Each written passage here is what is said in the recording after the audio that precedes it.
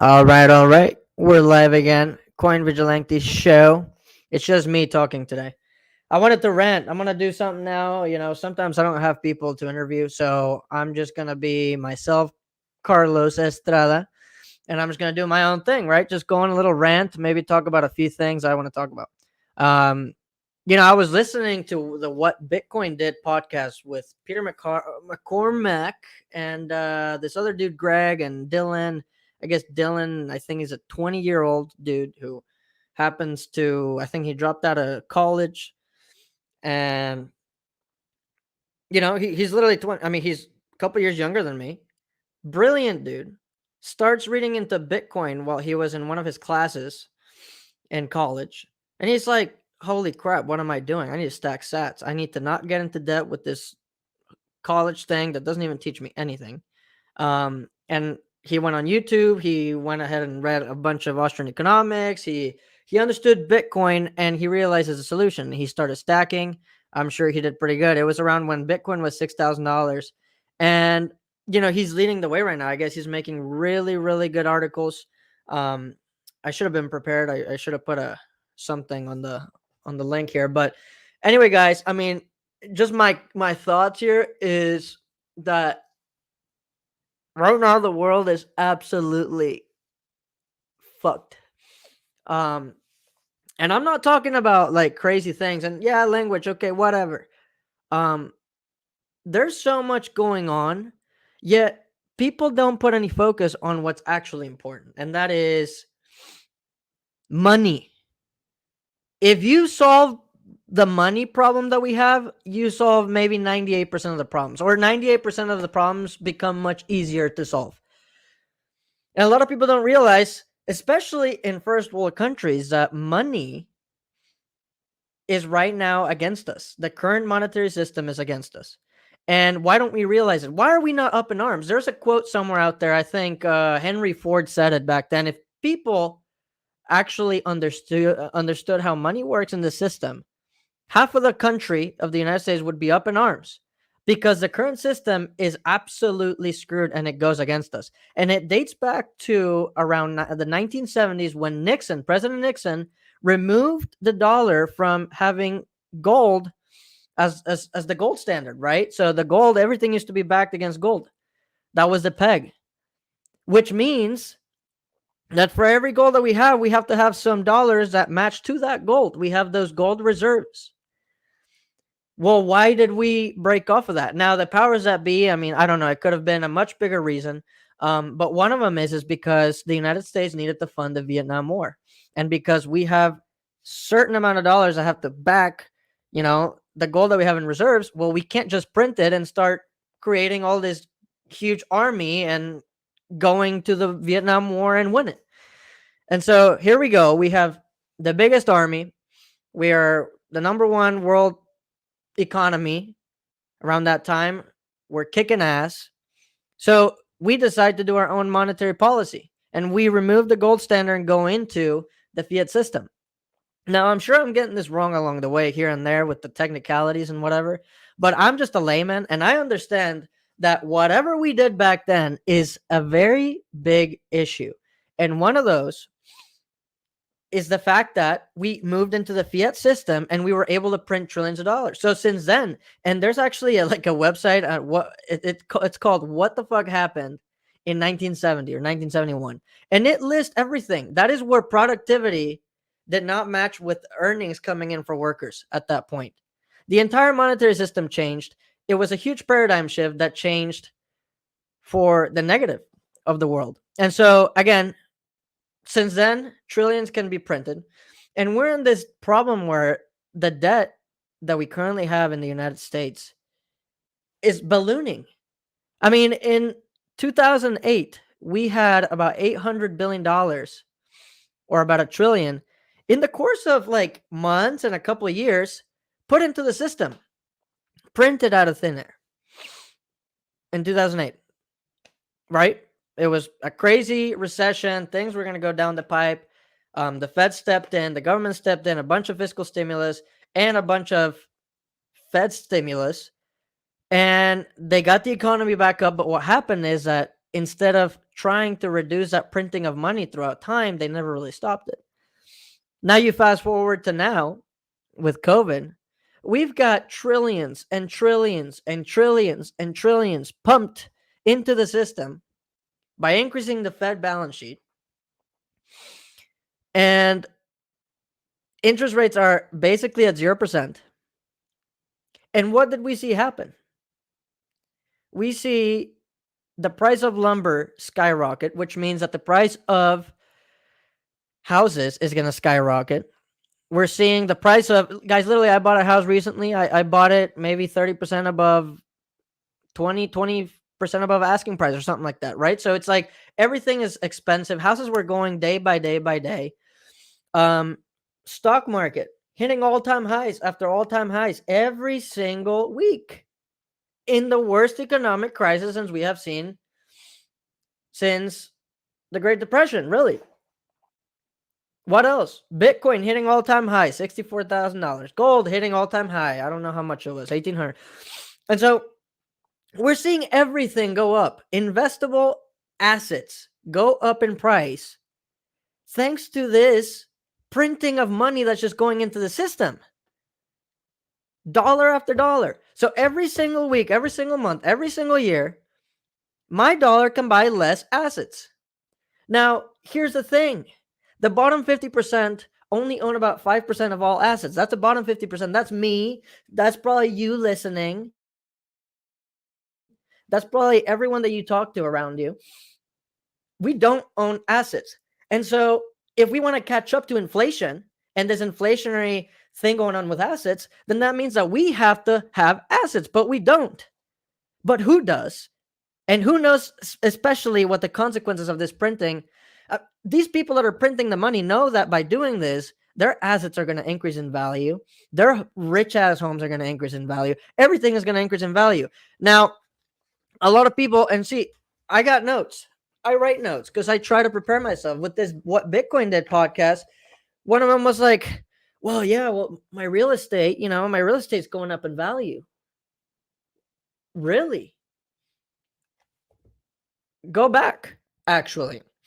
It's not your house is going up in value. It's the unit of account, which is $1, that's going down in value, right?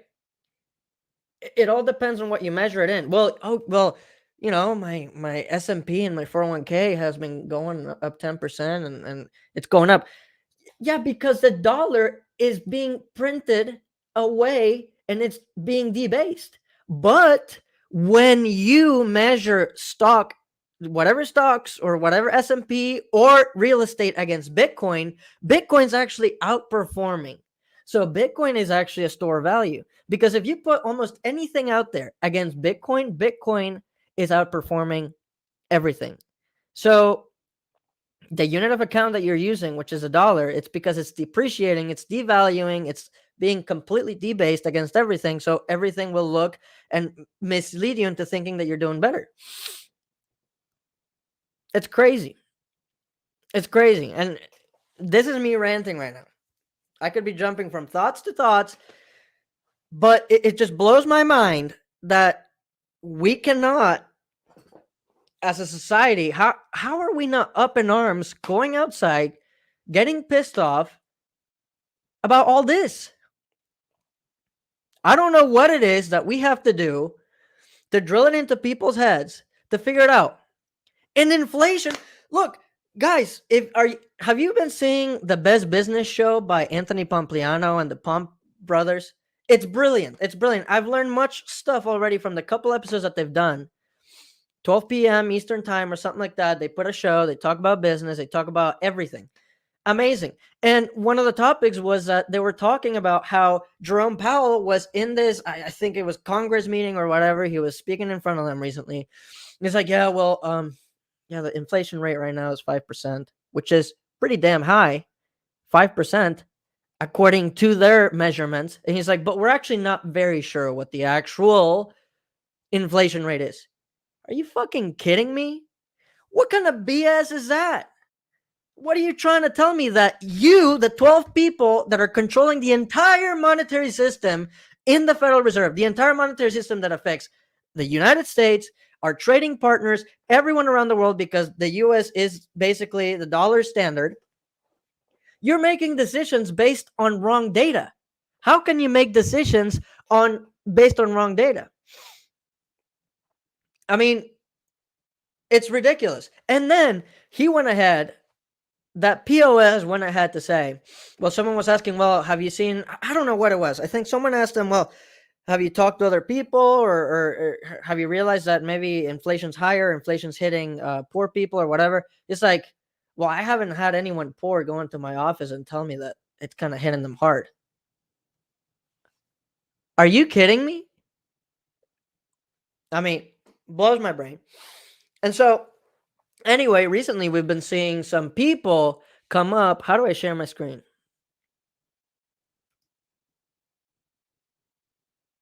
No, that's not working. Bear with me. Sharing my screen. Look at this. So this is, no, block. Okay.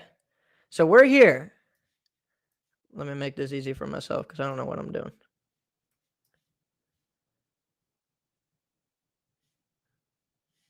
Actually, what's going on?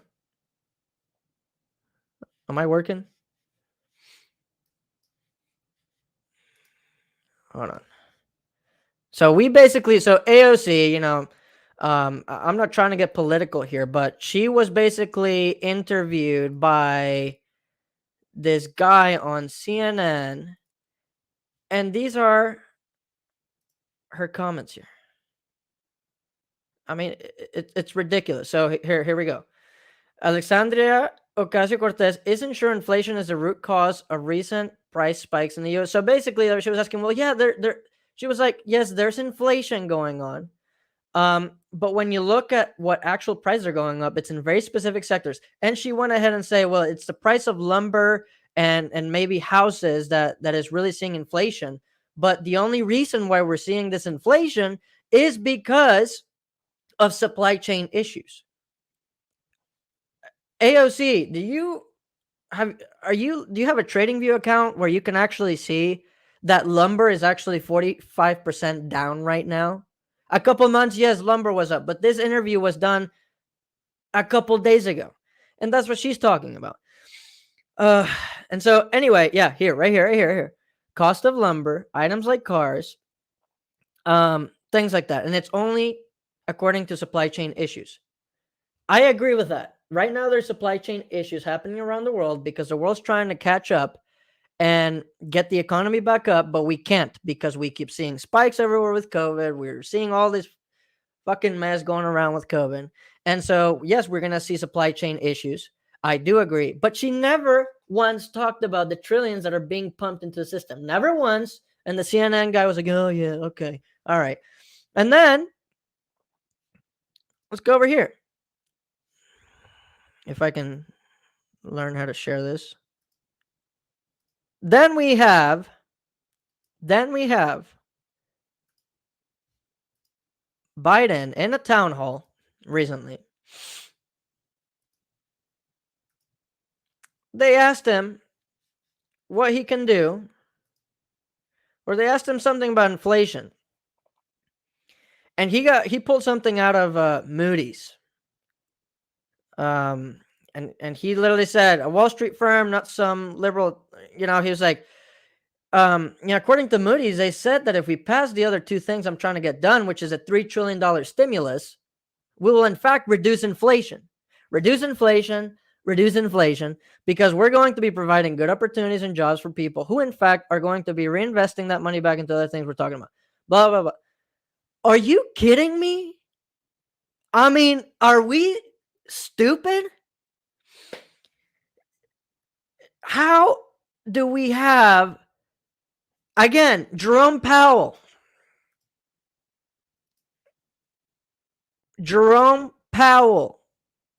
from the Federal Reserve, who runs the show, is saying to Congress that he actually doesn't know what the actual inflation rate is. And so the Federal Reserve is making decisions affecting monetary policy that affects the entire world based on inaccurate data. Great. Then we have AOC, who's a leading Democrat in all this. And look, guys, it's both Democrats, Republicans. I'm not picking sides here. But she's not tackling the actual issue, which is the trillions that have been pumped with monetary policy and fiscal stimulus. And now we have our president of the United States, Joe Biden, who says that in order to reduce inflation, we need to pass that $3 trillion stimulus. It's like, I don't know. It kind of drives me nuts. And it makes you wonder, like, what's going on? I mean, this is why we're in the financial situation that we're at the moment, is because we have incompetent people running the show. And it has been like this for the past, since 1970. And you know what? You know why no president ever steps up to the podium and says, in order to fix our financial situation in this country, I have an idea. And I've talked to my economic advisors. We are going to cut spending. Because, see, it's not a revenue issue. It's a spending issue. Every single year, the government gets more revenue from taxpayers. However, every single year, spending goes much higher. We're going to reduce spending. So we're going to reduce Medicare. We're going to reduce our defense spending. Blah, blah, blah, blah, blah. What's going to happen to the dude? Okay, yeah. Everyone's going to be in a little bit of pain for the next 4 years, sacrificing, trying to get our economic situation back in track. But he won't get reelected. And his party will be pissed off that he won't get reelected, because then their parties and their core values will not be there for the next 4 years. So the incentive is not there for them to actually want to fix the issue. And so we're in this stupid ass spiral of horrible economic and monetary fucking fuck show going around. And that's what we're stuck with. Peter McCormack, he talks about this too in his Bitcoin podcast. It's not just me trying to pull this off my butt. So, again, Biden, $3 trillion, he thinks that that's going to reduce stimulus. Have we paid attention to the past 2 years and what's happened? Because we've printed trillions of dollars. The biggest wealth inequality gap is occurring because of the decisions, financial decisions, that our incompetent leaders have made over the past 2 years. And actually, since we removed the gold standard, and in these 2 years, I mean, it's crazy. I'm ranting. I'm going nuts. In my brain, I'm like going insane. And so we need to do something. And to me, I can't change what Biden thinks, and I can't change what the stupid Fed thinks. I can't change any of that. And actually, I can't even convince some of you guys to even think about that, because we're so comfortable in our happy lives. But what I know I can do is I can buy Bitcoin, and Bitcoin offers the solution. I don't care what anyone tells me. The volatility, even if Bitcoin's down 50%, if you actually look at the chart of the US dollar versus Bitcoin, the US dollar has continued to underperform against Bitcoin since its existence. Even at this 50% retracement, if you bought Bitcoin a year ago, your money is still valued more. So the volatility is a price that you pay for this freedom. The volatility is a price that you pay for the store of value. That is what Bitcoin offers, and it will continue to offer. And so Bitcoin offers this solution because it's open source protocol. It's code that cannot be messed around with by inaccurate data from the Fed about inflation, or because we think that trillions of dollars that we print are going to reduce inflation. This is what Biden said.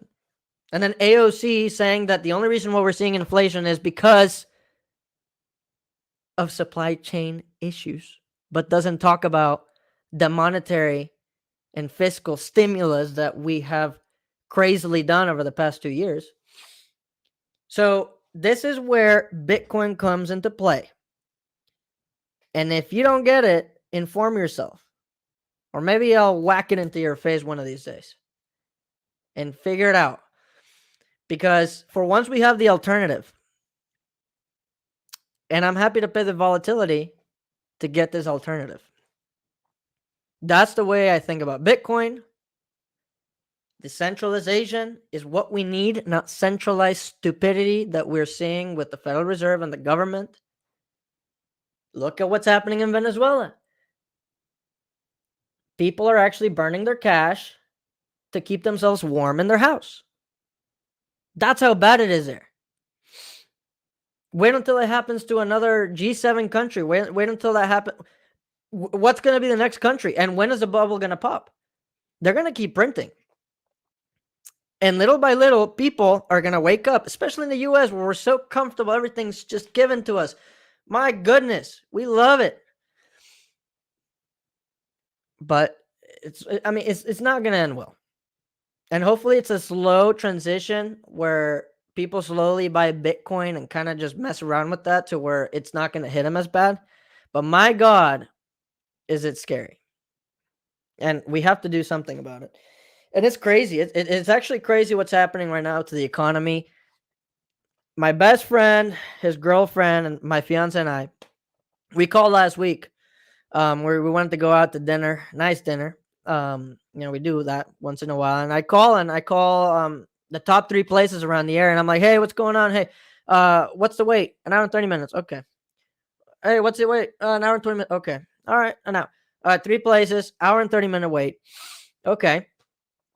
I'm like, guys, let's just go. We're going to go to the bar there and whatever, see what's going on and just put our names in. We go. Place is empty. Empty. There's only a couple tables actually full. I've never seen this in my life. It's on a Friday night. Every time I call and I go, it's jam-packed. And the reason why there's an hour and 30-minute wait is because they're jam-packed. They're extremely busy. They're doing insane. This time, they have an hour and 30-minute wait because they only have 2 waitresses going, 3 waiters going. The owner of the place was there making my drinks and everyone else's drinks and actually being the waiter because no one wants to work. So I tipped the woman $50. Boom. Take the cash for being a good worker and for actually working, earning your pay, and doing the right job. How is it possible, guys? So we're in this current state where the government's paying a lot of people unemployment. And you know what's happening? The owners of that business, because my fiance has worked in the restaurant industry, she's well known. The owners have told her what happens a lot is that a lot of the people put their applications into work, but at the last minute, they pull them out. Boom. And you know why? Because the unemployment benefits website or whatever, that agency in the US requires people that are on unemployment to show that they're actually trying to apply to jobs to work. But at the last second, they pull out. And so they can keep doing that over and over and over and over again, try to show. And so it's misleading everyone. And so all they're doing is they're just trying to get that cash again, unemployment. And so, again, guys, this was a rant. I love talking to the camera and you guys. And I'm like shaking, man. I'm shaking. Pisses me off. But I know the solution is Bitcoin, and I know the solution is informing ourselves. And even if I'm not an expert, because I'm definitely not, I'm just a layman who understands the rig system, I can inform myself a little bit and express my ideas. And that's what we need to do. We need to tell people what the problem is right now. I mean, how can we live with ourselves knowing that we have such a big problem and not trying to help people? So anyway, that's my 2 cents. Got to play some tennis now. I'll catch you guys at another episode. I think I'm going to be talking to someone cool about real estate tomorrow or in 2 days. So tune in for that. I really want to get more information about real estate and what's going on with real estate. It's going crazy, guys. So, anyway, thanks again. Bye.